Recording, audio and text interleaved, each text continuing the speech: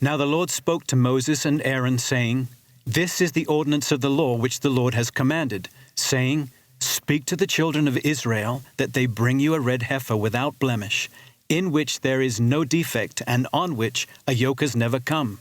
You shall give it to Eleazar the priest, that he may take it outside the camp, and it shall be slaughtered before him. Its offal shall be burned, for the water of purification. It is for purifying from sin. These red heifers are now between 1.5 to 2 years old. To replicate the ceremony mentioned in the Bible, they need to be at least 3 years old. And within that time span, they cannot have a blemish or anything that would disqualify them for the ceremony, even one white or black hair. According to those working on the project, the ceremony of the red heifer needs to be performed on the Mount of Olives and in a place that would have looked directly into where the temple stood. The land I'm standing on, bought 12 years ago, fits both of those standards. It had to be exactly at the front of the place that the priest that made this ceremony can see the Holy of the Holy Place. Rabbi Yitzhak Mamo heads Yuvnei Jerusalem, dedicated to the goal of rebuilding the Third Temple. He owns the land here on the Mount of Olives.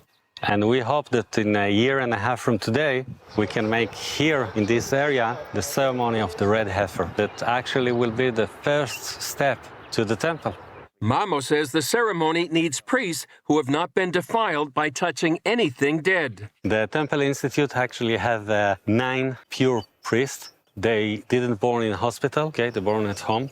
Because they are priests, so anyway, they don't go to any cemetery. And they are pure, and they are waiting. So we have the priest, we have the red heifer, we have the land, and we have everything ready. We just need to wait another 1.5 years.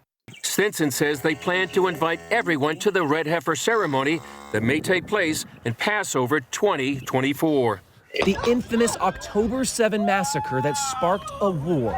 But one confounding yet eye-opening motive has escaped the headlines. In a recent speech, a Hamas spokesman blamed the Jews for bringing red cows to the Holy Land.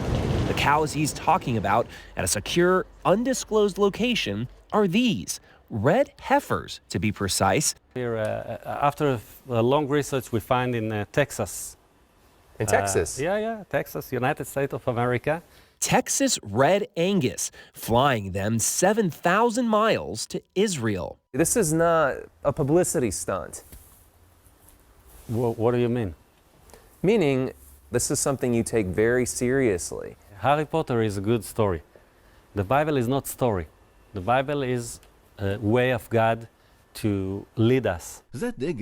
A massive altar already awaits, where the heifers are to be burned.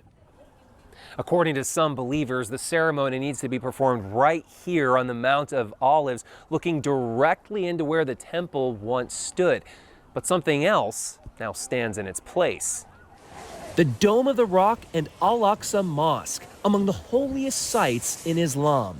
Today, only Muslims are allowed inside, but that's not stopping Jewish activists outside. Once you got, you started here. 6 days a week, Melissa Jane Kronfeld leads groups from around the world who defiantly pray, as close as armed guards permit. It's not about the destruction of Islamic holy sites. It's about preserving this place and being guardians over the house of God for all people. So you're happy with it where it is? No, it's going to go 100%, but I believe it's going to go. It's 100%, yeah. The whole thing is going to go. We have to build a temple.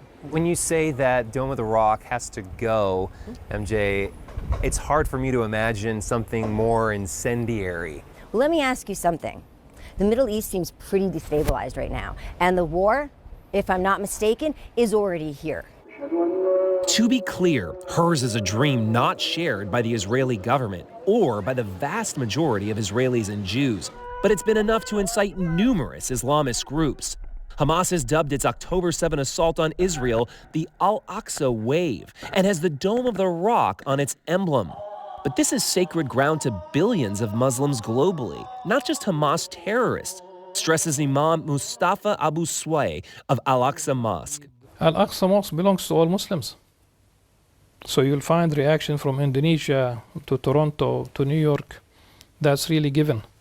Al-Aqsa Mosque belongs to all Muslims, and the Muslims today are 2 billion people. Simply by performing these acts, are these Jewish activists kicking a hornet's nest?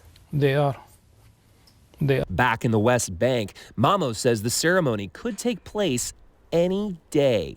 But can you understand why Hamas could be outraged by something like this? I cannot understand that even if they are right, why they have to slaughter and rape people to win their war. Terrorists have been attacking us before we ever dreamed of these cows, he reflects. They don't need them as an excuse to kill. Most Christians, I think, don't think about the third temple, but those who do believe that it will be built before Jesus returns for the second coming, not necessarily before the rapture, but definitely before the second coming, and that the Antichrist will take over that third temple during the tribulation and try to rule the world from there. We have the words of Stephen as he was being stoned, that God does not dwell in temples made from hands. He dwells in you and me. Are we the third temple? Well, obviously people are of different minds about this. Does a temple need to be on the Temple Mount in order for the Messiah to come? Is the Messiah going to construct that temple? If so, what are the sacrifices? Is the sacrifice of Jesus enough for all eternity? As a Christian, I believe that.